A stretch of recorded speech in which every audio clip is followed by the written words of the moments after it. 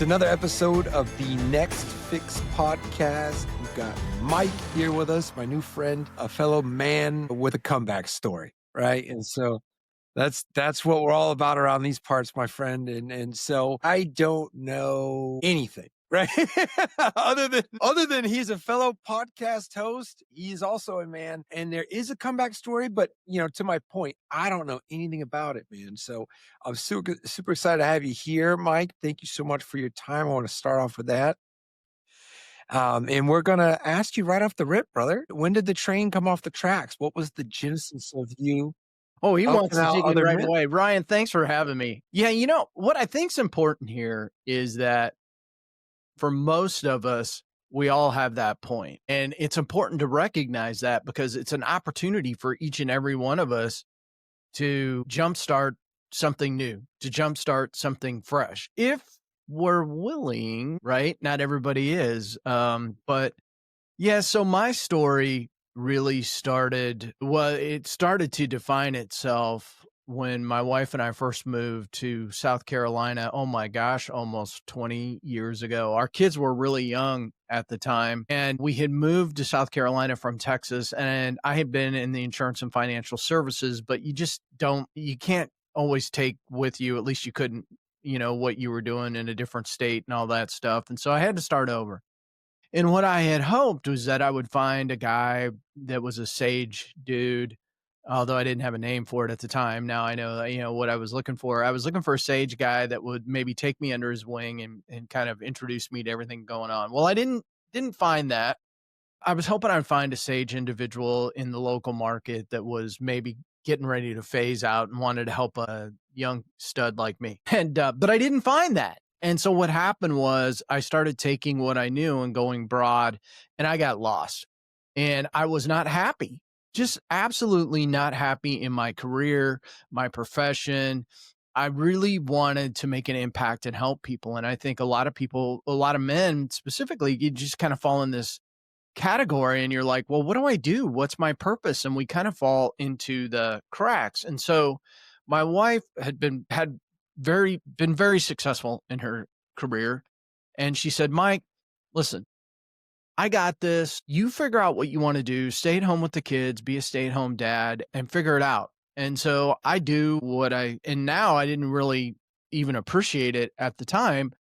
I hired a coach and I said, here's where I'm at. Here's what I'm thinking. And we kind of worked through it all. And interestingly enough, I really looked at what I was saying to my children, who at that time were really 1 and 3. They were really pretty young. Yeah. But we would say to them, we never use the term daycare or anything like that. We would always use the term school. And because we wanted to set the tone that education was very important from the get-go. And so what I realized was, I hadn't completed college and it felt like I was being a hypocrite. And I'm like, well, what do I? Yeah. So you were taking all that on like at such an early age, which I commend you on being at least proactive in your speech to your kids, which I've got a 2-year-old, well, 1.5, 19 months. So anyway, I am at this phase of my life and fatherhood where I'm like, I better watch what I say. And in addition to what I say, what else am I listening to? What is hitting his ears? And so, yeah, I think that's a huge. Well, you become the role model. I mean, I think a lot of people don't necessarily think about, well, is my kid watching me?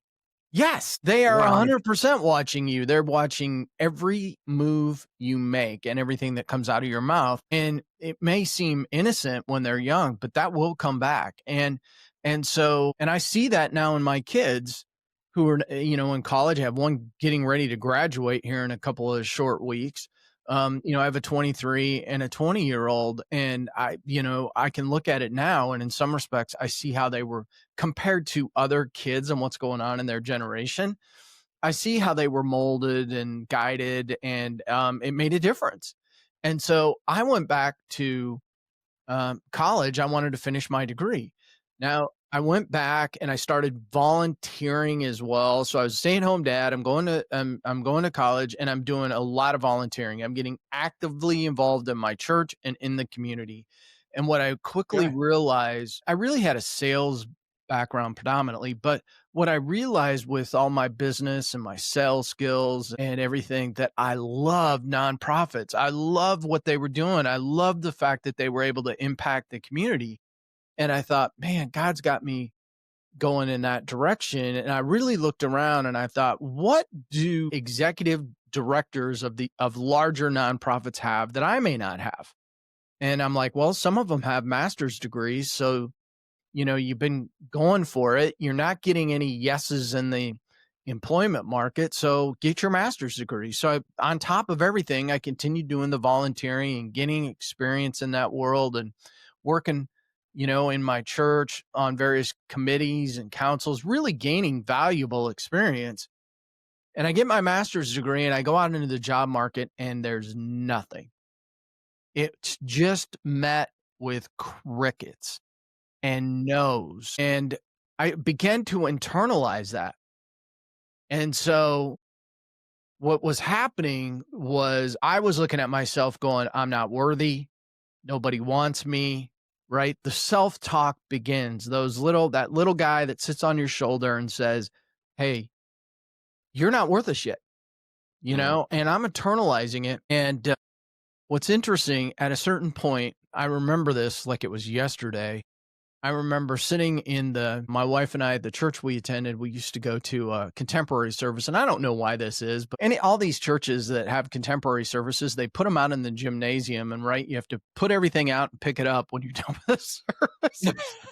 It's the funniest thing. But anyway, I remember sitting in the gym, just staring at the gym. We had a 10-year-old gymnasium that they never had got the roof right and there was a leak. And I just remember during the middle of the service, staring over at the wall going, I wonder if we'll ever get this fixed. And then it hit me. I'm not even hearing what's going on anymore. And I went to the pastor, and yes, I was on his call committee too. So when I say I was doing everything I could, but I enjoyed the experience. But I went to him and I said, man, not feeling it. And I need to take a break. And he goes, burnout happens. And, I had started a young men's group in the church. And so that was kind of where I first started really small group stuff.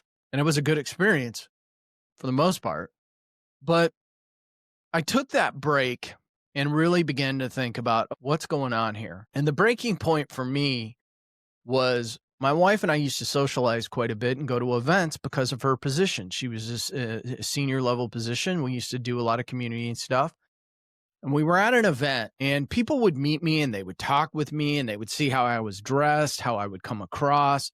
And in my mind, because I was raised like a lot of men are, I need to be the breadwinner. My mindset was I should be the CEO or president of a company. But this guy comes up to me, and this is common, right? What's your name? And then what do you do? Right. And I could not get the words out of my mouth. I just stood there thinking to myself, I can't tell this guy I'm a stay-at-home dad. I'm like supposed to be president of something, right? Right. And my wife actually had to jump in and answer the question.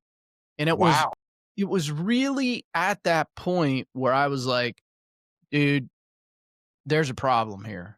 There is a problem here. And I was really going through a period where I was hungry, really dissecting a lot about leadership and wondering about my faith and not from a negative standpoint. Like I felt like there was something missing in my faith life. And it turns out there was. So what happened was I leave the church and really took some time to dissect, okay, what's going on here? And I decided, Mike, you've got the knowledge, skills, and abilities to do anything. Start your own thing. And I contacted a guy that had been involved in some business consulting. And I said, when you say thing, like your own business or your own? Yeah. I decided I'm going to become an entrepreneur, because why put up with, a low paying job, which is essentially what I was, had reduced myself to. Why would I want a low paying job and work for somebody else? Was kind of my mindset. If they don't want me, fine, screw them. I'll go do my own thing. And so I went down that road and I started doing some networking events, and I met a guy at a networking event by the name of Paul Bailey, and Paul and I really became great friends. And we, at our first meeting, we were talking about the networking group that we were both a part of, and we were like, there. It felt like there were a lot of takers versus givers in that group. Mm. And so, interestingly enough, Paul and I just kept talking, and we were going to do our own networking group, but we never got it off the ground. We realized that we had that him and I were both looking for more of something in our life. And we thought it tied into faith and getting closer to Christ. And so we decided, let's start a men's small group. And we just continued down that path. We found somebody to mentor us and really walk us through what is this small group thing. And he connected us with a group in Charlotte, in North Carolina. And Paul and I ultimately end up, this is about 6.5 years ago, at a men's retreat. Now, I've never been to a men's retreat in my life. And here's where a major shift occurs in my life. I had been putting in the work. I'm digging into my faith. I'm curious as heck about it and want to grow, but I'm not quite yet where I want to be. So I go to the retreat, and the camp director gets up, and it was on a Saturday morning, and he said, we're going to play 3 worship songs this morning, and I want you to hear these songs as God's singing them to you. And the first song was a song by Josh Groban called You Are Loved. Never heard that song. I'd heard various Josh Groban songs. It's not a worship song. It was just the words and the moment and the work that was being done that weekend. And when I heard that song start to go, I just darn near hit the ground, and I heard God say, I want an intimate relationship with you. You're my beloved son. And I mean, the tears were just coming into my eyes. And I remember looking around the room going, am I the only one here? Is this happening to anybody else? And if it is happening to somebody else, where do these guys go? Who do they talk to? And the seeds had long been planted to maybe start a coaching thing or work with men, but that was the moment. In that moment, I'm like, how do I transition this? And I began to try to unpack what had gone on. And it took me several months. And then, our men's small group in South Carolina was called True Man. That's where all the True Man stuff comes into play for me. And True Man was Jesus Christ walk on earth as a true man.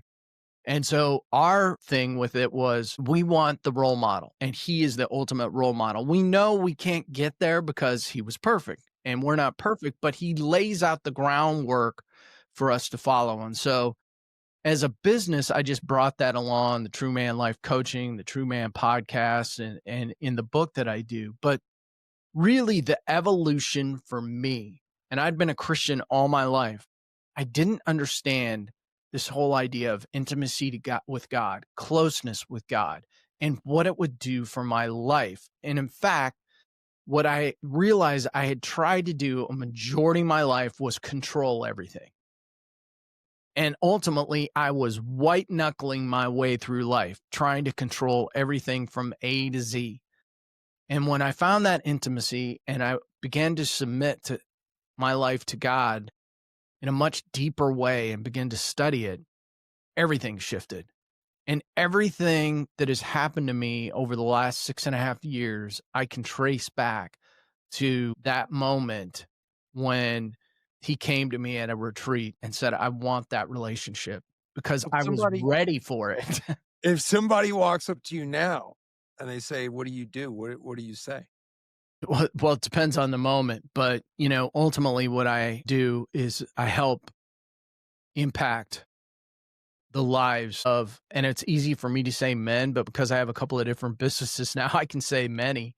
My goal is to help people, to guide them, to help them get what they want in life. And that sounds really simplistic, but I'm sure you've experienced this. I'm sure you see this.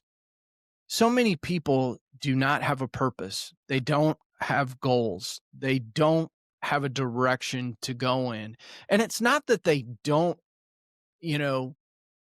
want to take the time. Many people don't know. We don't teach these things. It's not like you show up in grade school, high school, or college and somebody goes, well, here's how you set a goal, and many people read a book on this stuff, but they don't know how to apply it.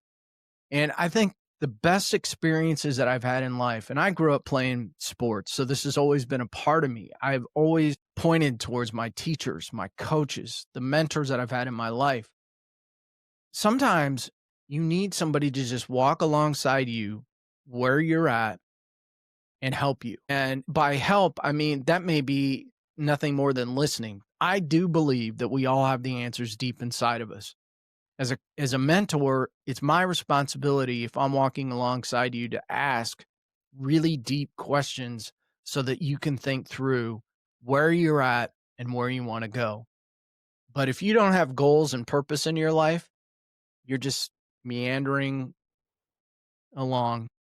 Sure. And the purpose had struck for you when you heard God intimately communicating to Yeah. you that you're his son. And I love that you had posed the question just after that, like, are you the only one here? And so I find in my own experience that when I've had those moments with God and I feel like the message, whether it be in scripture, whether I'm reading it, hearing it, listening to it, whatever it may Yeah. be, when it is dialed in and in tune to me, that's when it's the most intense, but it's also when I can be sure that it's God talking, speaking. Because there's a lot of times it's like, especially earlier in my faith, I'd wonder, like, what is that? Is that just really good marketing on Instagram, or is this God talking to me? Right? Like, Yeah. what? Yeah. How much of the noise that happens in the world is like is meant to be on a divine level? And so, Well, all of it, right? But sure, here's the challenge. Here is the challenge. There's no question, Ryan, that this is the challenge. Whose voice are you tuning into? Have you misinterpreted your life? The chances are pretty high. Have you misinterpreted the voices in your life? And here's what I mean by that. You got light and you got darkness. You got God and the devil. And here's the reality of the world. Every morning when you get out of bed and step foot on the ground, evil is trying to take you out. Nah, hit the snooze button. Nah, I don't feel like getting up this morning. Those voices start churning in your head. What ability do you have to turn them out? God doesn't want you laying in bed. God wants you. I mean, I'm just speaking for myself here. God wants me down exercising first thing in the morning. God wants me in my worship and prayer and meditation in the morning. God wants these things for me because God wants me to be the very best, and He's there to help me be the very best. The negative thoughts that I'm hearing, those are coming from the devil. Why? He's trying to take me out. As a man, he's trying to take me out because he doesn't want me to be a good father. He's trying to take me out because he doesn't want me to be a good husband.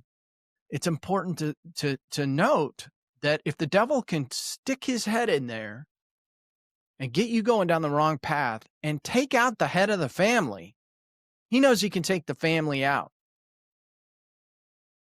And hence we've got a country where, the family unit, the leave it to beaver era is gone. And my question always is, what was wrong with it? What was really wrong with the family unit? I know some feminists out there is going to go, well, Mike, that's crazy. The wife stays at home. And I'm not suggesting that. What I'm suggesting is that the American family unit has come under attack. Men and our masculinity has come under attack. I mean, if you walk up to a door right now and a woman's walking up to the door, do you ever ask yourself, gosh, should I open this door or is she going to be offended? What a ridiculous question. At one point I decided, I'm like, I'm no longer going to comment about a woman's outfit or your hair looks wonderful today. Why? I didn't want to see myself on the news, and that's ridiculous. And I think we've gotten away from basic, principles of our American foundation. I heard something recently that actually made quite a bit of sense. A bit of a side note here. That original family structure, the Leave It to Beaver structure specifically, through the empowerment of women, really what it did is it increased it doubled the amount of workers or labor Yeah. available, and it drove wages down, and then it made it impossible to not survive unless both parents are working.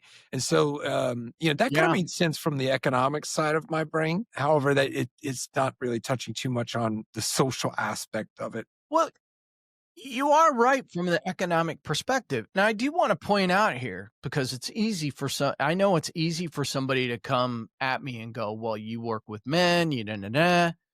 Listen, my wife was in the C-suite. My wife has been at senior levels of organizations. I have received a phone call that went something like this: Mike, I need you to go get the kids because I can't tell all the guys in this meeting. I need to go get them because then I look like the mommy. I know what it takes for a woman to survive in a man's world. I know what it takes for a woman to get and the sacrifices she has to make to get to the C-suite. I look at it this way. So, and I appreciate that. So I don't want somebody to come at me and go, well, gosh, she's against women. No, not at all. Our economy shakes out. There are very few people that can survive in this world without a 2-income family. I don't know that any of us are happy about it, especially right now in this economy. But I, what I do believe is this: your children need a man as equally as they need the woman, the mother, the father. It's a team unit. You're working together. It's an equal balance. What does that look like? Well, that's going to be different for each family.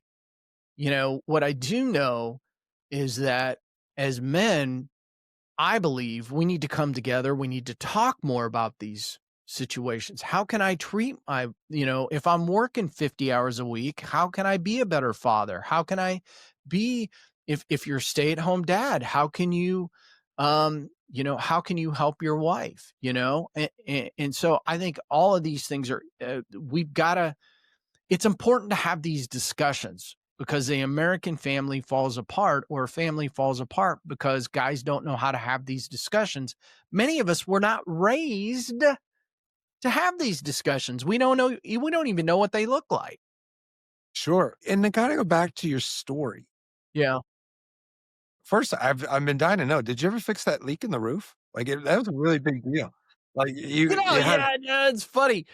I'm sure they probably got to it, but right, I wasn't there to help them solve right, that right. problem.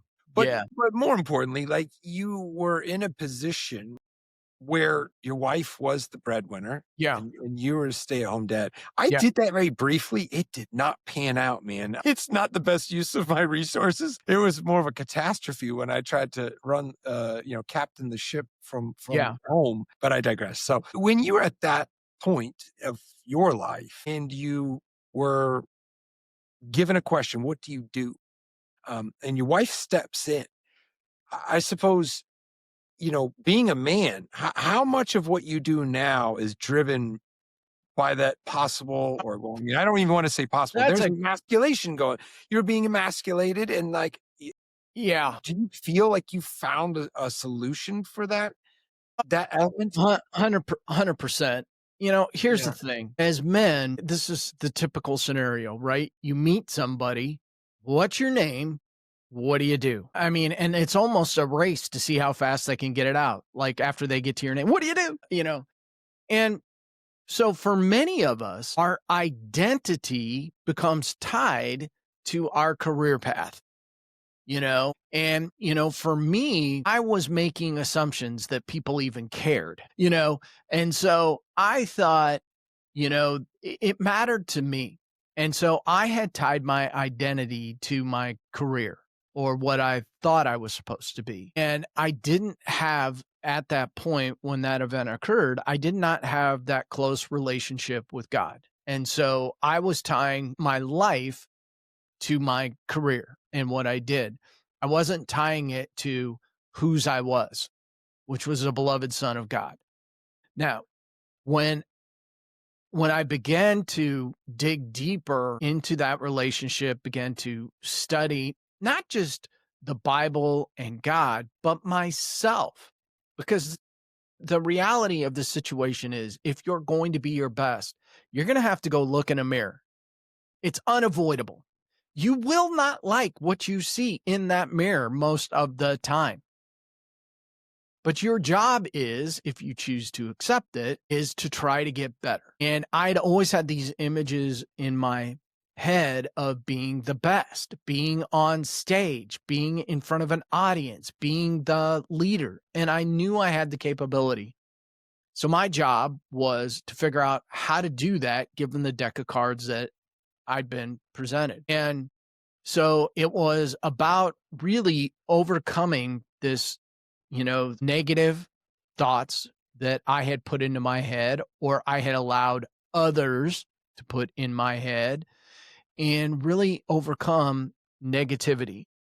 And, you know, so it was about a comeback. It was about overcoming. And, life is that way. Life is going to throw us giant turd balls at all the time. And so, um, that you get around positive people that can help you and givers versus takers. Now, you mentioned negativity. Would you would you claim that to be the biggest culprit in, It's your one of them. I mean, one of our them? self-talk is for most people, our self-talk is defeating us. Now, we also live in a culture where sometimes we're defeating ourselves and we don't even realize it. So perfect example, if you're watching this on camera, I'm holding up my mobile phone right now, which is yes, there are good things that can be done with your mobile phone. It's also one of the most evil culprits in our culture right now because people say, well, I don't have time to work out for 30 minutes a day. How much time do you spend on Facebook? 30 minutes. Well, and what are you looking at on social media? You're looking at negativity. If you watch the news, you're watching negativity. What sells on the news? The negative news. Sex sells. That's, as we all know this, sex sells. Most men, if I look at the statistics, nearly all men are, at one point or another have been affected by pornography. Highly negative. So there are a lot of negative images and pictures, video that are out there that we get ourselves roped into. And not to mention the people that you have in your life that may not be the best role models. And so, you have to recognize that and you have to eliminate it as much as you possibly can. Mindset is everything. The human mind, you can overcome anything that you want to overcome if you set your mind to it. It is a choice, is it not, Ryan? Yeah. Yeah, I touch on this often because fear and faith, they both require you to believe in something that you cannot see. And we get a choice on which one we want to manifest, right? And so Einstein, and I say this because I'm never quite certain, right? Because people say, "Oh, Einstein said this," but either way, the biggest decision in any person's life will be whether or not they live in a benevolent or malicious universe. And if you were to dissect that decision, or if you were to look at the different parts of it, he's saying the universe, right? So he's saying everything that's going on around you, your very large scale environment. Is it malicious or is it benevolent? And when you decide that it is malicious and that the universe is going against you, you're screwed.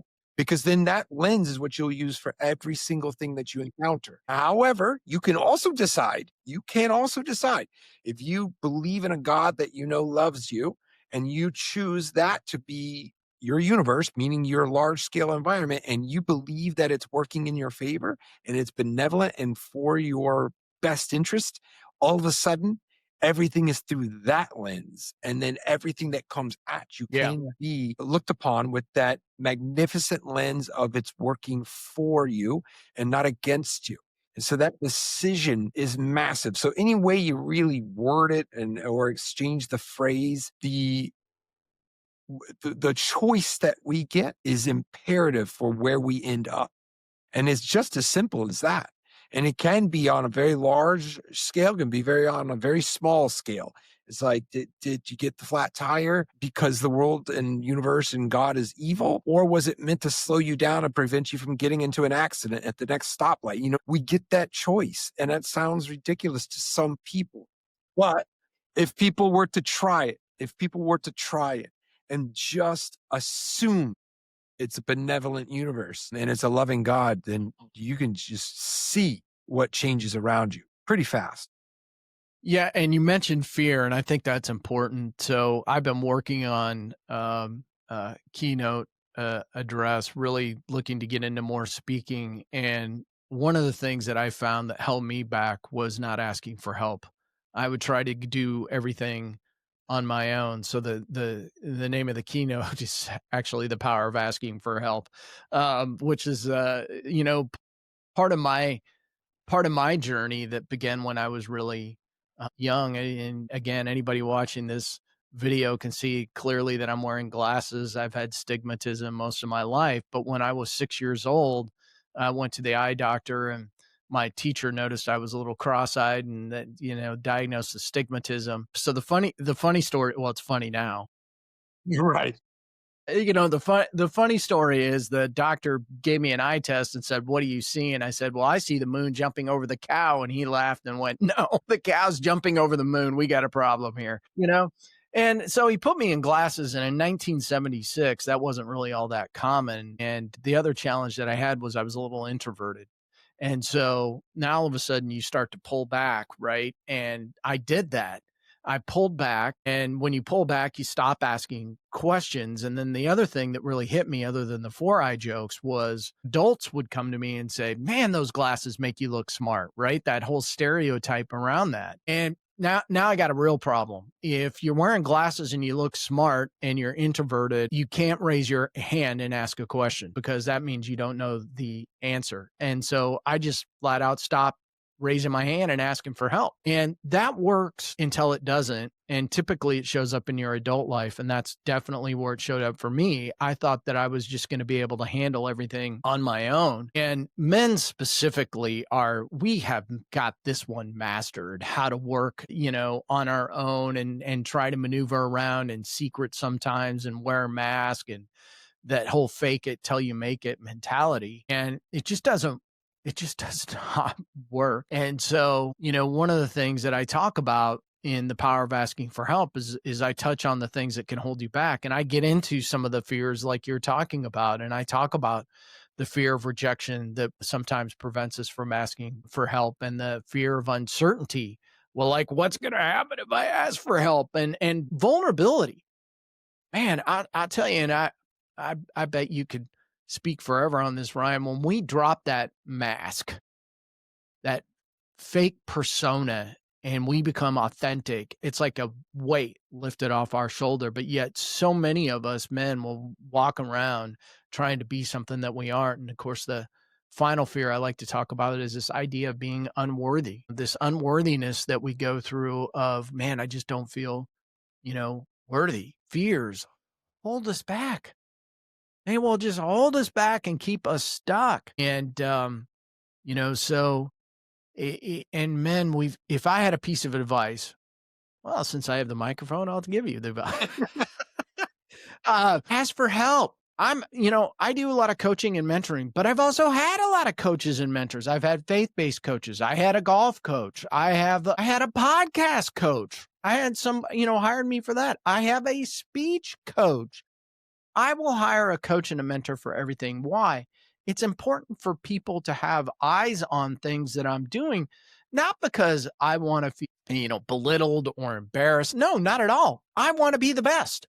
When I hired my speech coach, who's an unbelievable dude, and we're having so much fun pulling all this together, I went to him and I said, and I feel like this is at the point where I'm at in my life. I said, Scott, I could go out and roll this out right now. It's just going to be mediocre. I don't do anything mediocre. I don't want to do that.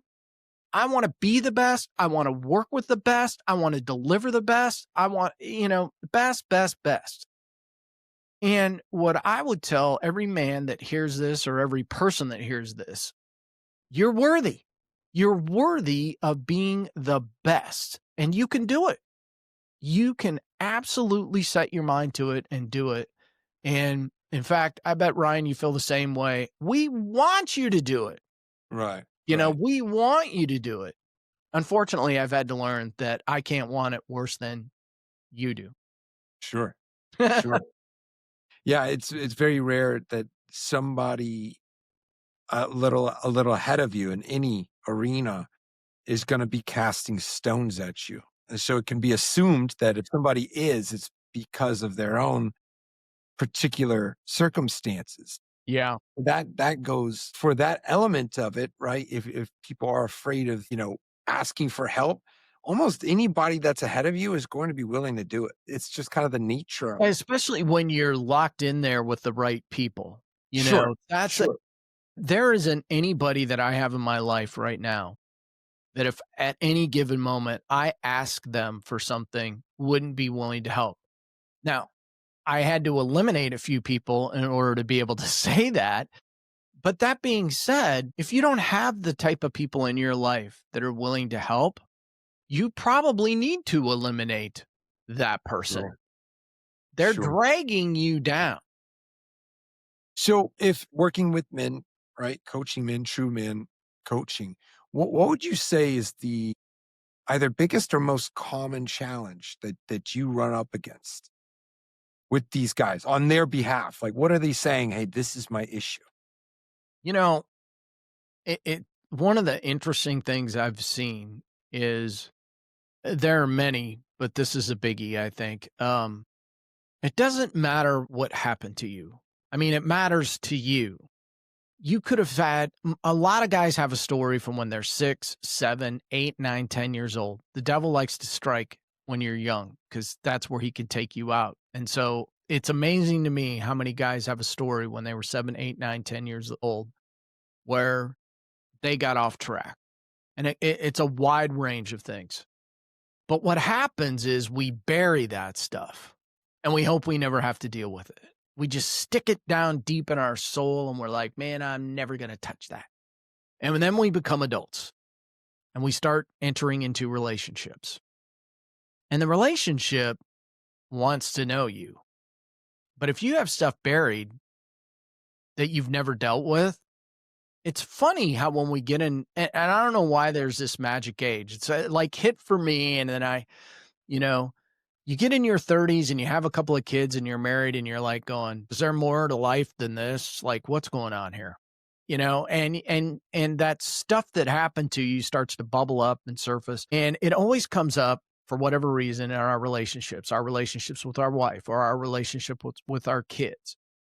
And so when we bury that stuff, it's important to go back and to heal from those wounds. Those things that have really held us back, maybe more than we think. It could be a father wound. It could be a mother wound. It could be something else happened in your life. But it's important that we heal from those wounds, that we take a good hard look at them, and I've spent a lot of time doing that. Why did I go down this path versus this path? And really digesting, what did that mean? And now how do I use that to my advantage? A lot of people sometimes will say, shadow work or whatever, what's your shadow?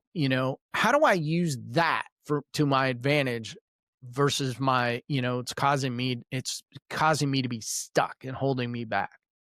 And so I think what I encourage, and it's not unusual for me to be in a men's event where stuff starts coming out and then some other guy goes, you too? Right? Your story is unique to you and it's critically important. But I can guarantee you this. If you're at a small men's event or you're at a men's event, the guy to the right of you or the guy to the left of you he's got a story too. And I'm willing to bet it's probably not too far off from what happened to you. And that's important because we really, women do great community stuff. Like they're in community all the time, right? And they love being in community. Guys will just like, no, I got this. I got this. You Right. don't. You don't. You don't. And that's why I love small group. That's why I love guys coming together and forming groups and really talking about, how can I be better? I personally, and you heard me use the term sage earlier, I love seeking the guidance of older men, people mature, maybe I should use the term mature men that have been down the road so that I can go to them and get that guidance. Now, what's funny about that, Ryan, is, I'm 55, soon to be 56. And what I'm realizing is I've had a lot of younger guys coming out of the woodwork and they're coming to me and I'm like, well, that's not my target audience. What's going on here? What I'm realizing is I'm a sage guy to them.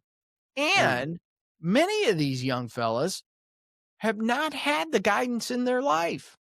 They've not had a father present.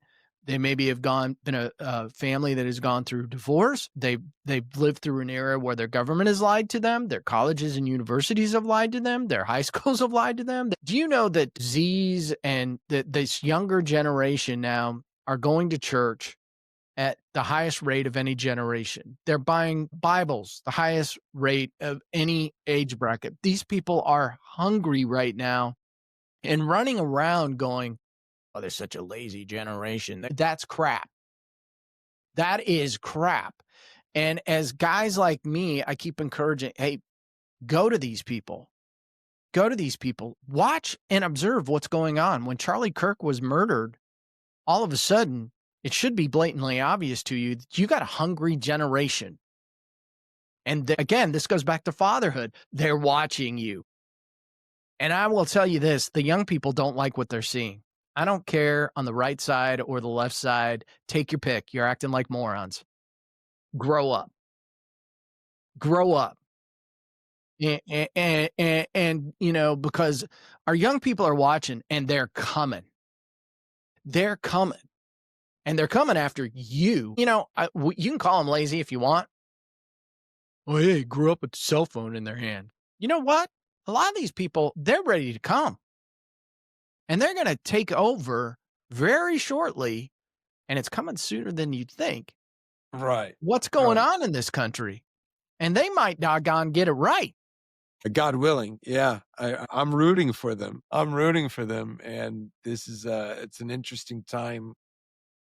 And so I can't wait to see the adventure that my own son will be on as a man. But Yeah. speaking of men, what actually, because there's the True Man podcast, there's a True Man coaching. You've mentioned some groups. I guess, what is it that you are, boots on the ground, Yeah. age man, right? What do you have? What have you developed? What have you got going on? So That's it's a meaningful good to the question. It's interesting. I'm gonna hold this up. So if you're seeing this on video, you can see it. This is my book I put out earlier this year, True Man, True Ways, a roadmap of discovery to the masculine heart. And that's something I took a lot of time to work on. And we put it out. We actually thought about delaying it for the very reason that I'm about to talk about. But the reason I wanted to get that out was I often say I help guys get out of their head and into their heart. And that is critically important that you find your head. Men, we are fixers. We like to fix things, but that's not always useful. And until you touch base with your heart and become the authentic you that you're capable of, you're going to have a hard go of it. And so I wanted to put some very basic fundamentals into that book. And what I did was I checked in with scripture. If, I'm talking about goal setting, what does the Bible have to say about goal setting? What does the Bible have to say about taking care of our bodies? What does the Bible have to say about taking care of money? And I put it in that book. Now, here's the funny part. The book comes out and I'm realizing you've been wanting to go to stage all your life. And I pulled out this whole idea of the power of asking for help. It was something I had worked on a couple of years ago, and I would periodically bring it up and everybody'd be like, oh, I want to hear about that. So the funny thing, Ryan, is now everybody goes, where's that at in the book? And I'm like, well, it's not in the book, which means I got to write another one.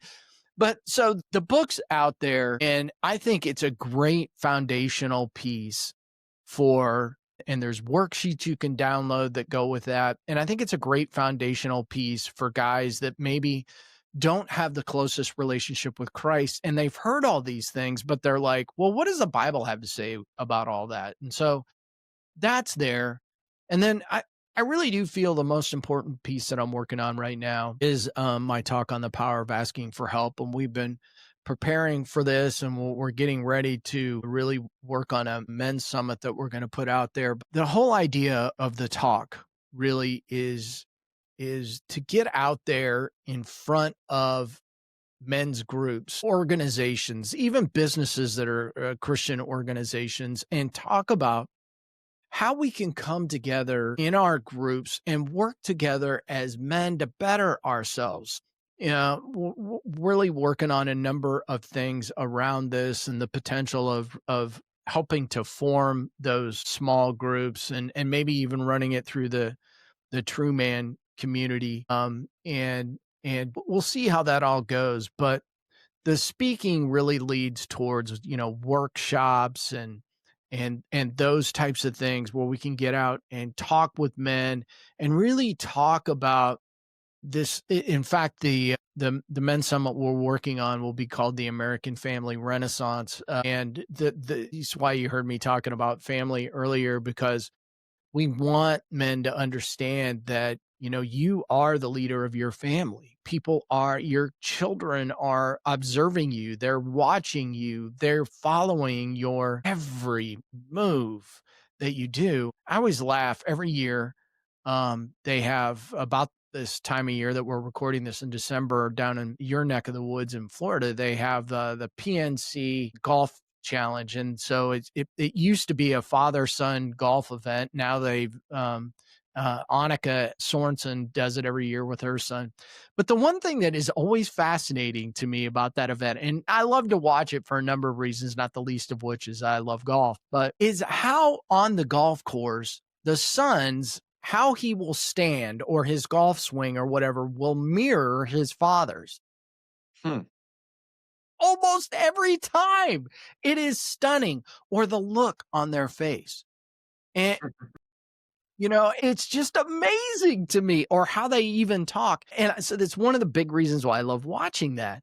Right. But that's the importance here. You're role modeling even when you don't know it. And so your kids are going to respond the very same way that you do. And if you don't like the way you're responding to things, or maybe I should say the way you're reacting to things, you need to learn how to respond better. And so, you know, you're role modeling, and your wife, she wants you to be the very best man you can be. And so these are the things that I'm getting out and talking about and working on. And Yeah. I have another side business too, man. I'm going full board 24 hours a day, So but it's funny you mentioned that because I've recently I got in touch with my father, which we have no relationship. However, you know, you're talking about the mirroring, you know, through observation. And then yeah, I've even seen that there's a good amount of mirroring when the observation isn't even there. right. Right, and it's wild because him and I are like, wow, there's a lot of similarities here in our journeys in addiction and our recovery, our sobriety, and there's, just many, many similarities, and it is peculiar to see, you know, lineage, right? And so I think that's very it's a very, keen observation, right? And watching a golf swing, it's very 'cause you're seeing one go and then the next, Yeah. but it's You that's a know, good and film. Ryan, I'll say this about you, man. I applaud you. And, you know, you've taken action on yourself to overcome a very serious addiction. Now, you know, I'm gonna say this, and I'm not downplaying anything. We're really all addicted to something, you know, to one degree or another. And, you know, I think it's important that we acknowledge that. But, you know, I also think it's critically important, and I'll say this as men, as dads, as fathers, that we break that cycle. We've got to break that cycle because, I mean, would you want your kid to go through the same thing that you went through? I don't Yeah, think anybody wants that. it's a big deal. And it's a big deal. And I've thought about that many times so far, and I will continue to think about that on how to best approach that. Yeah. But I think that as all men, and especially all men that are fathers, because I feel like that element for myself is fascinating and so important. And whether that is a relationship with our Father in heaven, or if it's a relationship with our Father here, or the relationship that we are fathers for our sons, whatever, or our daughters, whatever it is, that's an important part. I mean, it's Yeah.